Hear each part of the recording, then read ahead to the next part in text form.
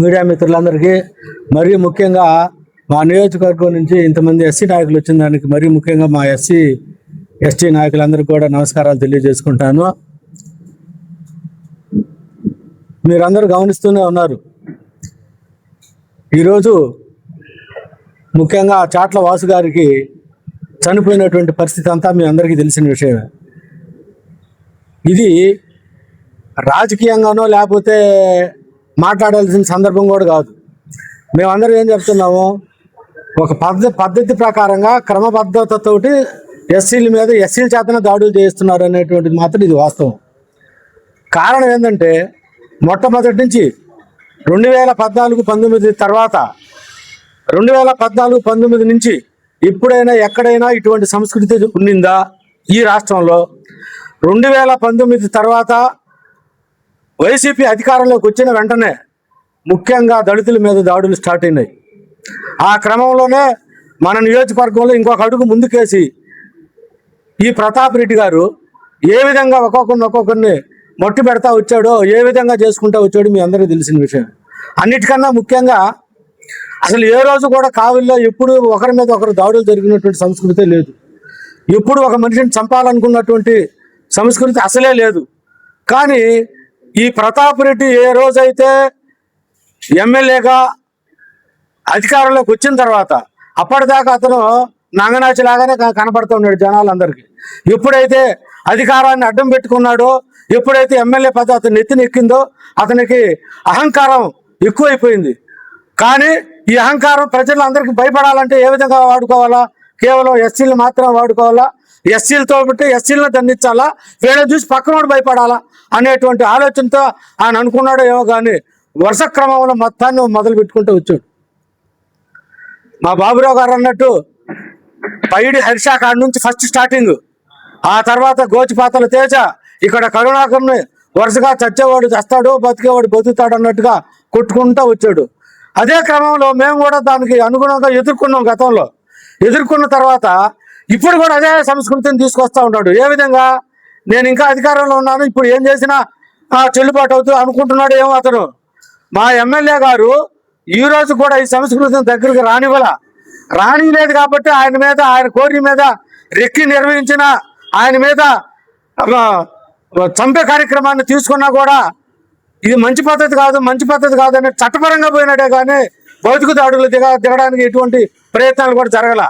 మేమైతే ఇప్పుడు చెప్తున్నాం, తెలుగుదేశం పార్టీ అధికారంలోకి వచ్చిన తర్వాత ఎవరైనా కానీ, ఏ మాలోడైనా, ఏ మాదిగోడైనా, ఏ ఇరుకులైనా, ఏ యానాదైనా తెలుగుదేశం పార్టీ వాళ్ళు అవతల వాళ్ళు ఎక్కడైనా తిట్టినట్టు కొట్టినట్టు అక్కడ సంస్కృతి ఉంది, ఎక్కడా లేదు.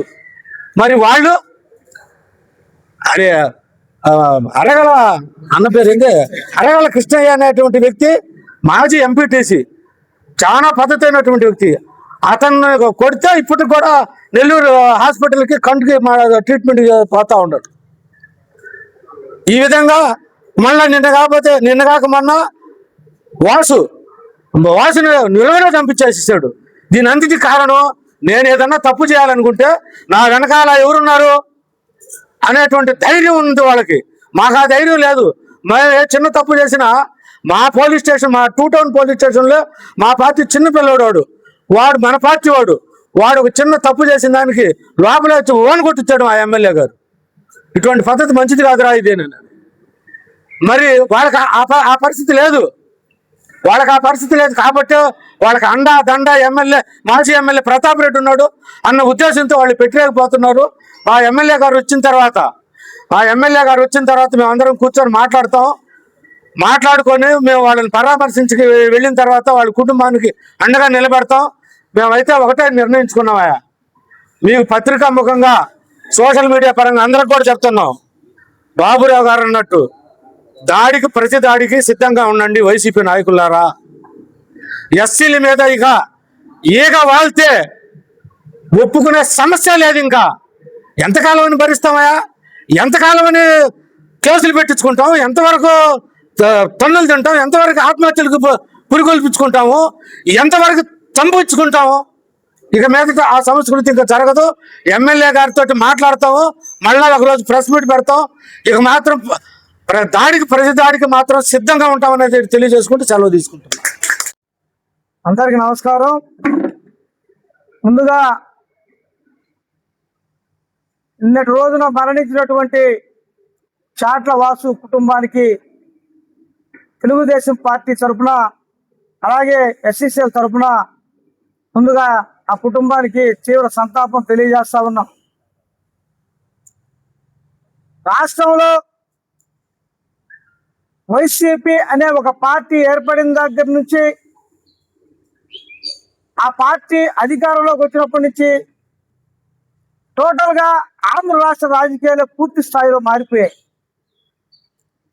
అంతకు ముందున్న రాజకీయాలు వేరు. జగన్మోహన్ రెడ్డి ప్రత్యక్షంగా ఆయన ఒక పార్టీ పెట్టుకొని రాజకీయాల్లోకి వచ్చిన తర్వాత జరిగే రాజకీయం వేరుగా కనిపిస్తూ ఉంది ఈరోజు రాష్ట్రంలో. విచిత్రం ఏమంటే, ఆయన పిలుపు అందుకున్నాడో ఏమో నాకు తెలియదు కానీ, రపరప అందుకున్నాడో ఏమందుకున్నాడో నాకు తెలియదు కానీ, మన కావలి మాజీ శాసనసభ్యులు ప్రతాప్ కుమార్ రెడ్డి గారు, మెత్తడి ప్రసాదం, ఆయన కూడా ఎన్ని అధికారంలో ఉన్నప్పుడు కానీ అనధికారంలో ఉన్నప్పుడు కానీ ఎన్ని దాడులు, ఎన్ని హత్యలు, ఎన్ని హత్యాకాండలు, హత్యాయత్నాలు చేశాడంటే, ఆయనతో పోటీ పడే పరిస్థితి, రాష్ట్రానికి పోటీ పడే పరిస్థితి కావలి నియోజకవర్గాన్ని తీసుకొచ్చారని సందర్భంగా తెలియజేస్తాం. అయితే మరి ఆ రోజు దుగ్గిరాల కరుణాకర్, తేజ, పైడి హర్ష, దుగ్గిరాల కరుణాకర్ మరణించాడు. పైడి హర్ష ఆత్మహత్య చేసుకొని చనిపోయాడన్న పరిస్థితిలోంచి పార్టీ బతికించుకుంది. అలాగే తేజాన్ని వాళ్ళ ఇష్టారాజ్యంగా దాడులు చేసి అతను హాస్పిటల్ పాలు చేయడం జరిగింది.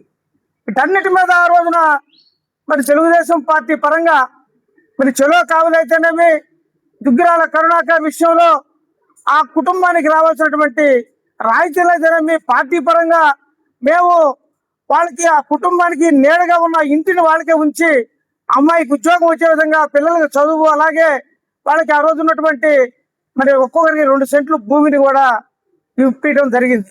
అయితే తెలుగుదేశం పార్టీ అనధికారంలో ఉన్నది. ఉద్యమ పందాలో మేమంతా పనిచేసాము. వాళ్ళకన్నిటికీ రాష్ట్రంలో జరిగిన, మరి కావల్లో జరిగిన ఒకటి పోరాట పందాన్ని మేమంతా నడిపించాం. అయితే మళ్ళీ తెలుగుదేశం పార్టీ అధికారంలోకి వచ్చింది. కావల్లో 30,000 చిల్లర మెజార్టీతో మరి మన కావ్య కృష్ణారెడ్డి గారు అధికారంలోకి వచ్చారు.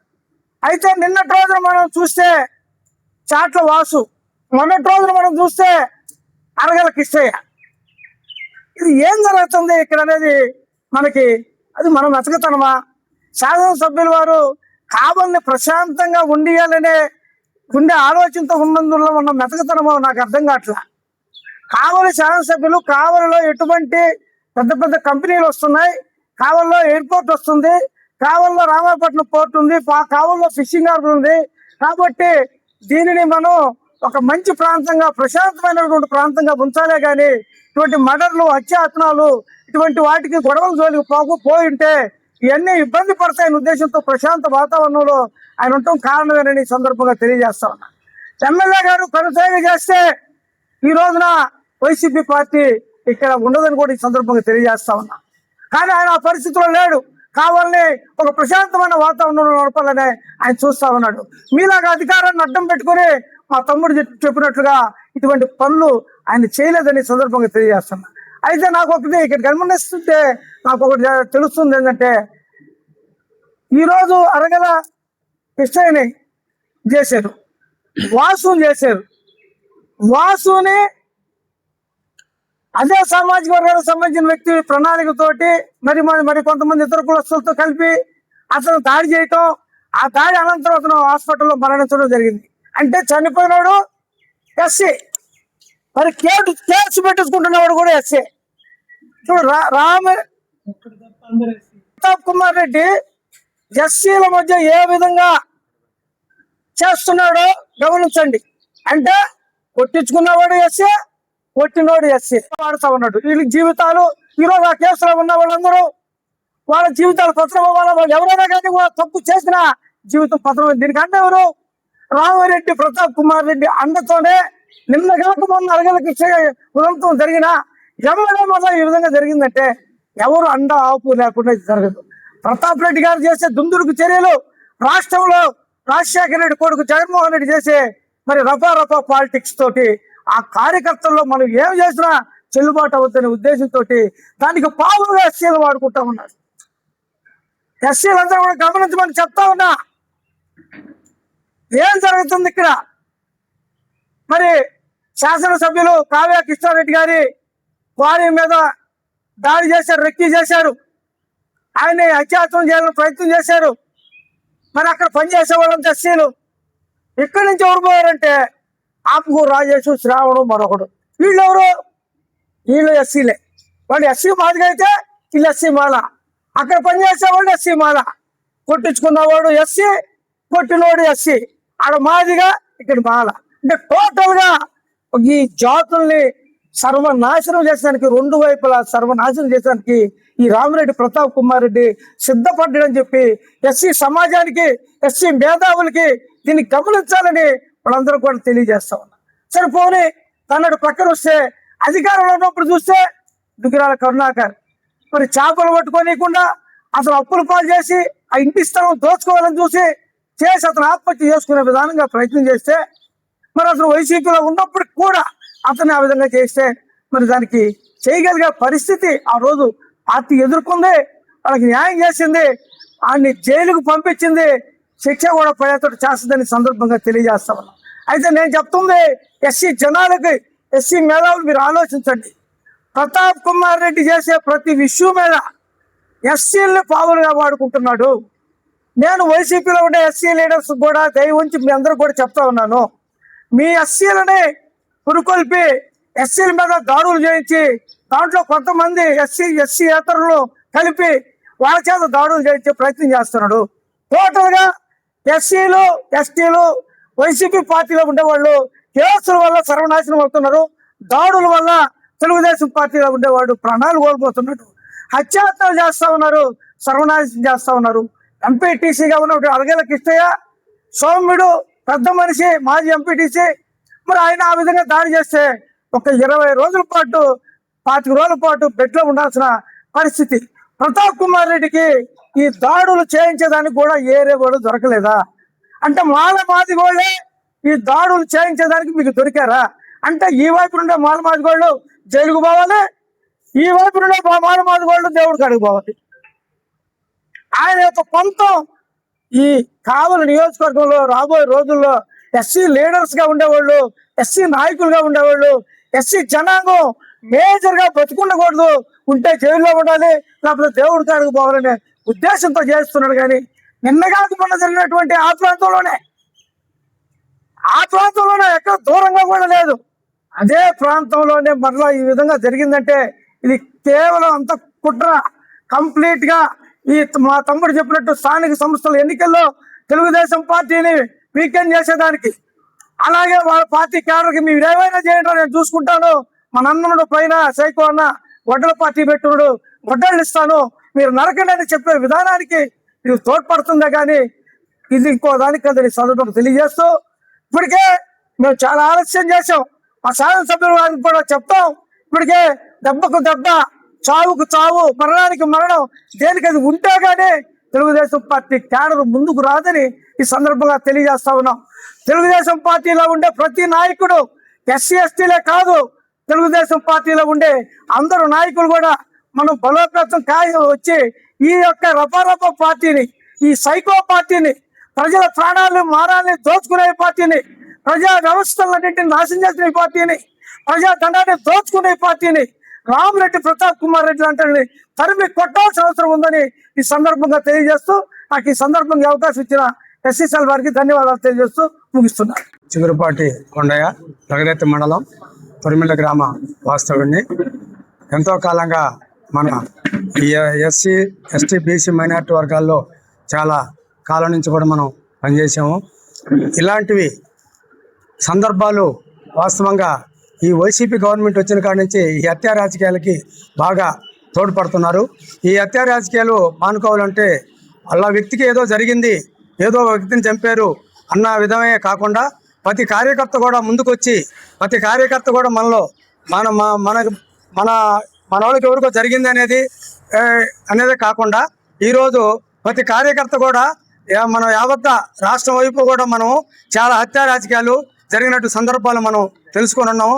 కాబట్టి మనం ఇలాంటి మన పునర్విభజన జరగకుండా మళ్ళా ఇది జరగకుండా చూడాలంటే మనం అందరం ముందు స్పందనతో, అంటే కొట్టించుకొని మనం కేసు పెట్టడం కాదు, మనం తన్ని వాళ్ళు పెట్టుకోవాలి కేసులు. ఈ రోజు అధికార పార్టీలు ఉండి కూడా మనోళ్ళు ఇబ్బంది పడుతున్నారంటే, మనోళ్ళు చేస్తున్నారంటే, అనేక ఇబ్బందులు గురవుతున్నారంటే మనం కూడా ముందుండి ప్రతి ఒక్కరూ కూడా ఇప్పుడు చనిపోయినటువంటి ప్రసాద్కి మనం బాగా కూడా వాసుకి మనం బ్రహ్మాండంగా ఉన్నటువంటి వానికి మనం అండగా నిలబడాలి. ఆ గ్రామంలో ప్రతి ఒక్కరు కూడా ఇదే విధంగా మనం ఈ ప్రెస్ మీట్ పెట్టుకోవడమే కాదు, ప్రతి ఒక్కరు కూడా తరలి మన నియోజకవర్గం, కనీసం నియోజకవర్గం అంతా కార్యకర్తలు అంతా కూడా మన వాళ్ళందరూ, మన దళితులు, ఇంకా ఉన్నటువంటి సానుభూతి పరులు మొత్తం కూడా వాళ్ళ ఇంటికి వెళ్ళి అందరం కూడా పరామర్శించి ప్రతి ఒక్కరిని కూడా మనం స్పందించి చేసి ఎక్కడ ఏం జరిగినా కూడా మనకెందుకు అనుకుంటే కాకుండా ప్రతి ఒక్కరు కూడా ముందుకు వచ్చి ఇలాంటి హత్య రాజకీయాల్ని మనం అరికట్టవలసిందిగా కోరుకుంటూ ఈ అవకాశం ఇచ్చినటువంటి మీ అందరికీ, ఇక్కడ వేదిక మీద ఉన్న పెద్దలందరికీ, విలేకరి మిత్రులకు తెలియజేస్తూ నా ధన్యవాదాలు తెలియజేస్తూ సెలవు తీసుకుంటున్నా. సరాయపాలెం పంచాయతీలోని తాగేటి వారి పాలెంలో అతి దారుణం జరిగింది. చాట్ల వాసు అనే మా కార్యకర్తని మంద మధు అనే వ్యక్తి మనుషులు పెట్టి గుర్తించడం, అతి దారుణంగా చంపబడడం జరిగింది. ఈ వైసీపీ నాయకులు ఈ హత్య రాజకీయాలు ప్రోత్సహిస్తున్నంత కాలం ఇది జరుగుతూనే ఉంటుంది. మొన్న ఇక్కడ కరుణాకర్ని చంపారు, అంతకుముందు ఉలవపాడులో ఒక కుర్రోడిని రోజుపాతల విజయనే ఉన్న అతి దారుణంగా తేజాని అతి దారుణంగా కొట్టడం జరిగింది. ఈ విధంగా కొట్టుకుంటా పోతున్నారు. ఇది ఆ నాయకులు ప్రోత్సాహం వల్ల జరుగుతుంది. వైసీపీ కార్యకర్తలు ఈ విధంగా కొట్టుకుంటా పోతే మేము కూడా స్పందించి మేము ఏదో చేయాల్సి వస్తుంది. ఇది ప్రతాప్ రెడ్డి దగ్గరుండి చేయిస్తున్నారని మేము అనుకుంటున్నాం. నిన్నటి రోజున జరిగిన దారుణ సంఘటన గురించి ఈరోజు మాట్లాడుకోవాల్సిన పరిస్థితి వచ్చింది. నిన్నటి రోజున చాట్ల వాసు అనే మా టీడీపీ కార్యకర్తని దారుణంగా వైసీపీ నాయకులు కొందరు వ్యక్తులు దారుణంగా అతన్ని దుండగులు ఎట్లా కొట్టారో ఏమైందో తెలియదు, కానీ అతన్ని తల పగలగొట్టి జరిగింది. అతను హాస్పిటల్లో చికిత్స పొందుతూ అతను నిన్న మరణించడం జరిగింది. ఈ విషయంలో వైసీపీ నాయకులు అంతకుముందు ఇదే చేశారు, ఇప్పుడు ఇదే చేస్తున్నారు. ఎంత చేసినా కానీ కుక్క తోక చక్కగా రానట్టు వీళ్ళు చేసే పనులు, వైసీపీ వాళ్ళు చేసే పనులు అదే విధంగా ఉన్నారు, కానీ మారటం లేదు. అందుకని నేను చెప్పేది ఏంటంటే, కుక్క తోక ఎట్లాగా చక్కగా రాదు, అందుకని దాన్ని కట్ చేస్తేనే దానికి పరిష్కారం జరుగుతుంది. కాబట్టి నేను అనేది ఏంటంటే, వైసీపీ నాయకుల్ని, వైసీపీ పార్టీని పూర్తిగా తుడిచిపెట్టుకుపోయేలా మనం చేయాలన్న కార్యక్రమం చేయాలని అనుకుంటున్నాను.